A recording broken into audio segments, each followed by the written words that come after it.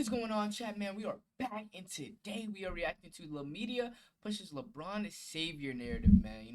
This was highly anticipated and highly recommended, man. As y'all know, I grew up watching LeBron James. He was probably one of the first NBA players that I actually learned and watched. So it kind of hurts. The Lakers are done with LeBron James, and it's crazy. It's genuinely crazy, man. But hey, with that being said, let's get straight into the video. And if you guys are new to my channel and enjoy this type of content or just sports content in general, man, hit that subscribe button, man, and join the crew. Hey, let's get straight into the video. What's up? To say she also grew frustrated with LeBron James, his ego, his agency Clutch Sports' influence, and what she viewed as a lack of gratitude. I don't really care about the reports, to be honest. You lying? What? Yeah. At the end of the day, when I came to this organization, my whole mindset was about restoring, excellence.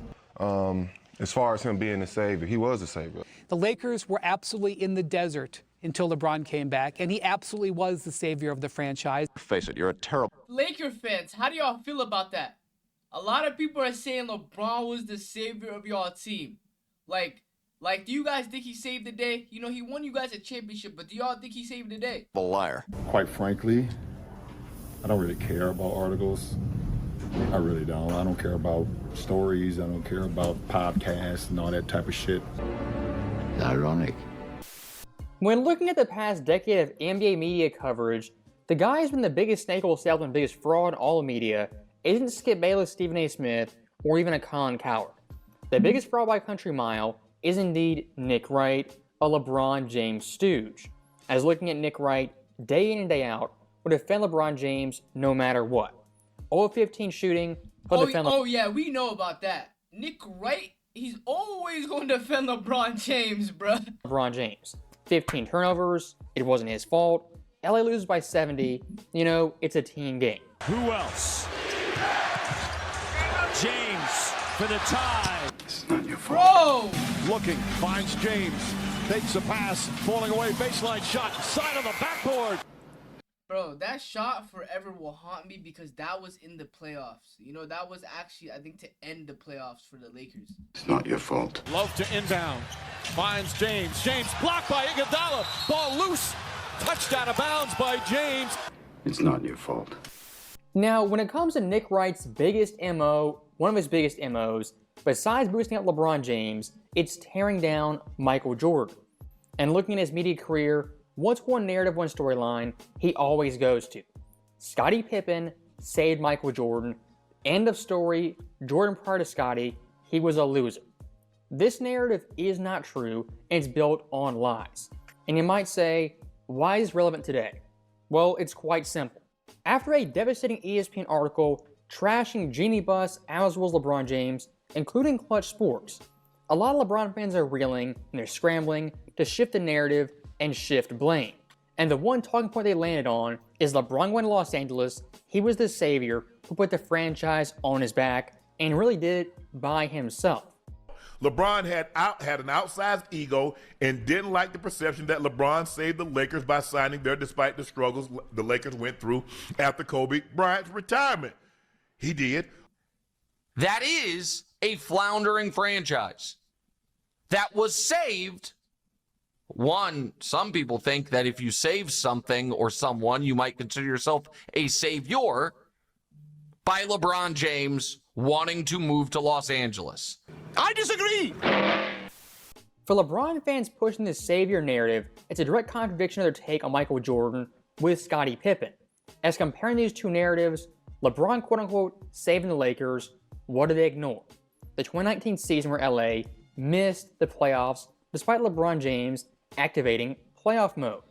Looking at the Jordan Playoff mode. Oh my god, bro. When I first seen LeBron not make the playoffs on the Lakers, I thought he was just cooked. I thought it was just cooked, bro. narrative that Scottie somehow saved him, what did they ignore? Michael Jordan 88 was the MVP DPOY, the scoring champ, one of the best peaks of all time. Scottie Pippen was a rookie fighting with Brad Sellers for quality minutes. Michael Jordan, before he got Scottie Pippen, never won a playoff series. Got swept by the Big Three in Boston. Before Scottie Pippen got there, A total and complete loser. You keep talking about Whoa, but how was he a complete loser before Scottie Pippen got there? What are you saying? how great he was. But how great was he without Scottie Pippen? Just a guy that put up a lot of stats. Stop it. Get some help. Again, looking at the overall point, you can't say LeBron in 2019, he was the savior who did it by himself. But at the same time, say Jordan with Scottie Pippen, he got carried, bailed out because Pippen was so great. A lot of times LeBron James fans, they'll boost up Scottie Pippen, inflate his legacy, inflate how good he was. And look, Scottie was a great player, integral to the dynasty. But looking at 88 Scottie, the version Jordan got off the bat, that version of Scottie was far from an all-star, even really good NBA player. And if you want to talk who saved who, look at the 88 first round, Cleveland versus Chicago. Michael Jordan in that series averaged 45.2 points per game. Out of his career, the highest average ever in a single series in NBA history, the highest mark all time. Scottie Pippen, 10 points, a solid player. But looking at the Bulls' depth, their next 5 leading scorers combined didn't equal Jordan. Again, going full Their next Bulls players, do you see how the points are that different? Do you see how crazy that is, bro? circle. People like Nick Wright, Shannon Sharp, they'll say Pippen in 88 saved Jordan and bailed him out from being a loser.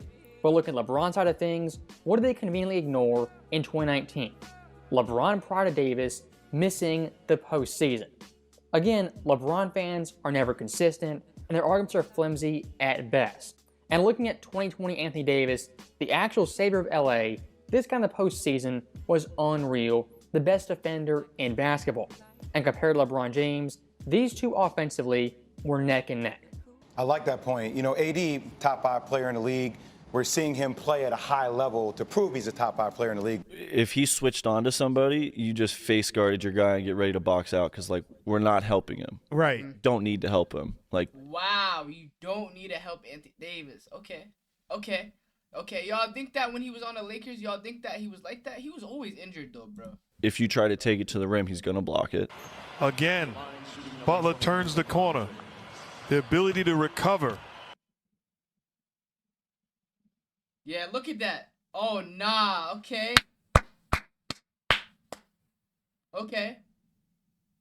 That's a good block right there, bro.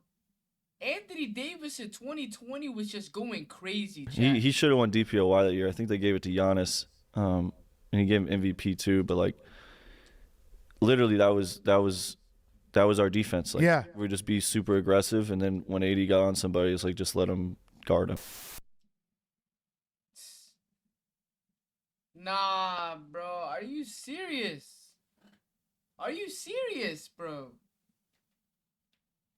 Are you serious?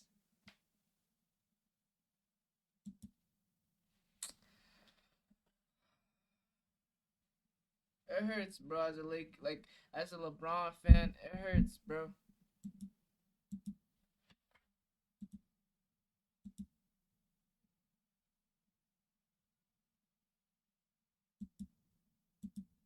Too, but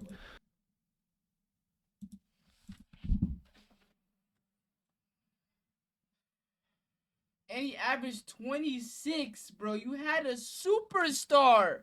6th in MVP. 2nd in Defensive Player of the Year. Oh my. He's a rookie here. We had an interview about you today. He get treatment like this. I'm gonna tweet next year this time, all right? All right? Yeah, okay.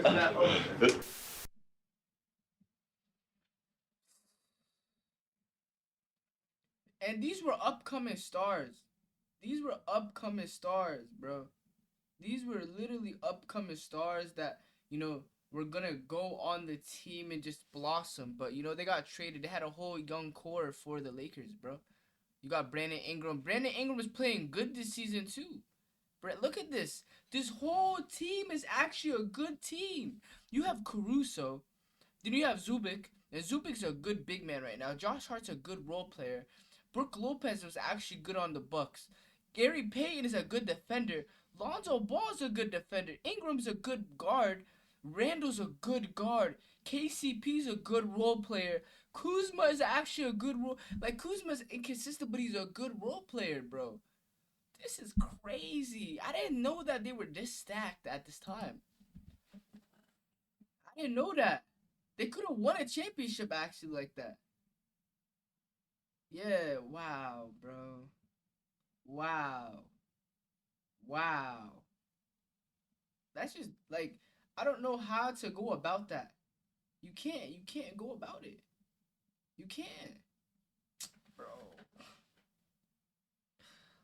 My level of intensity has to be, now unfortunately for me, because I don't like to do it at such an early time, I'm a little bit different, but it's been activated. It's been activated, bro. LeBron, dude. Come on, bro. Come on. That was for game? That was for game? Are you serious? Some people think that if you save something or someone, you might consider yourself a savior. I don't think so.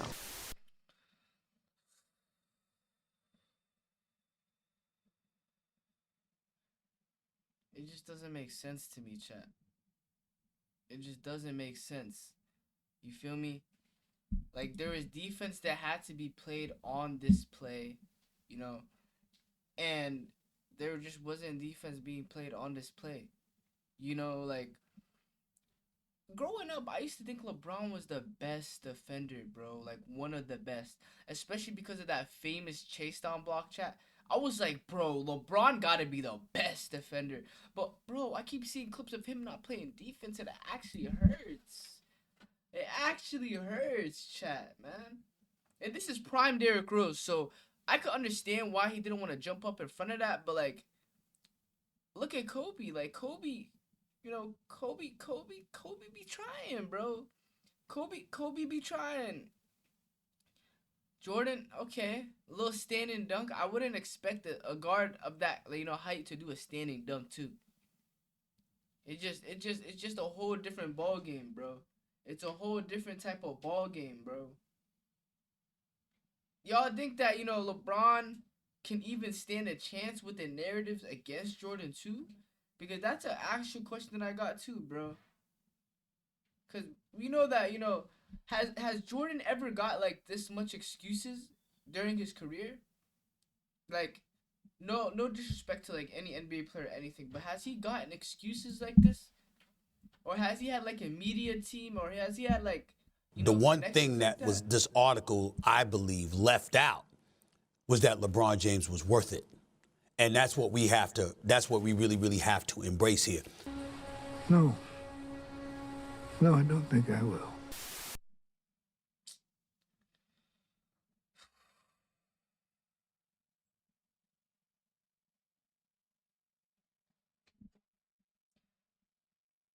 And I could just tell that this is just an excuse. Chat. I'm lost for words, man. I'm lost for words, bro. We're gonna end the video right here.